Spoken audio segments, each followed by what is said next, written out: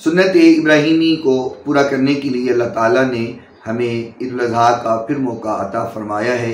नमाज ईद का तरीका आपकी नज़र करना चाहता हूँ। बहुत सारे लोगों को अभी तक इसकी आगाही नहीं है। ये नमाज 2 रकत के साथ हम अदा करते हैं और इसमें 6 ज़ायद तकबीरात होती हैं। आप इस तरीके को नोट कर लें। तकबीर तहरीमा के बाद सना पढ़ी जाती है और फिर ज़ायद 3 तकबीरात होती हैं।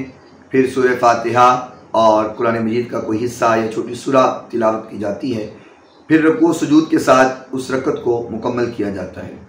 फिर दूसरी रकत में पहले सूरह फातिहा की तिलावत की जाती है, फिर कुरान पाक का कोई हिस्सा या छोटी सूरा की तिलावत की जाती है और फिर उसके बाद ज़ायद तकबीरात 3 होती हैं। फिर रुकू सुजूद के साथ रकत को मुकम्मल किया जाता है।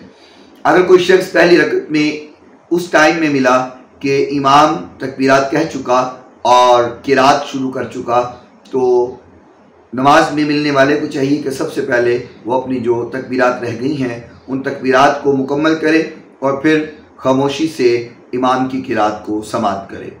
अगर इस सूरत में मिला कि इमाम रुकू में जा चुका तो ख्याल करे कि अगर तो गालिब गुमान है कि इमाम के सर उठाने से पहले मैं अपनी ज़ायद तकबीरात को अदा करने के बाद रुकू में इमाम के साथ मिल जाऊंगा, तो उसे पहले क़याम की सूरत में अपनी ज़ायद तकबीरात को अदा करना होगा, फिर वो रुकू में मिल जाए इमाम के साथ। और अगर गालिब गुमान ये है कि मेरी तकबीरात को अदा करते हुए इमाम रुकू से सर उठा लेगा, तो उसे चाहिए कि वह रुकू में इमाम के साथ मिल जाए और जो तकबीरात हैं बग़ैर हाथ उठाए रुकू के अंदर उन तकबीरात को अदा करें।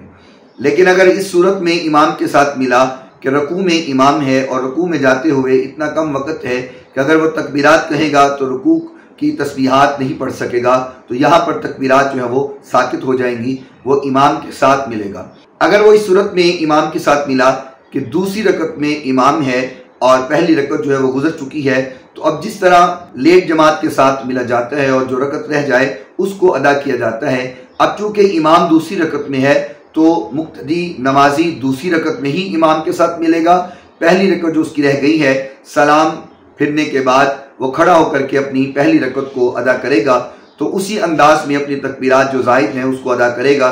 यानी पहले सना पढ़ेगा, फिर 3 तकबीरात को अदा करेगा, फिर सूरह फातिहा और छोटी सूरा पढ़ के अपनी रकत को मुकम्मल करेगा। याद रहे कि नमाज ईदैन की जो खुतबा है ये वाजिब है, इसको सुनना वाजिब है।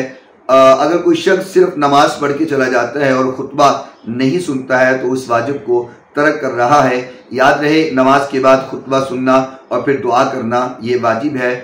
इज्तिमाई दुआ के अंदर शामिल होना ज़रूरी है।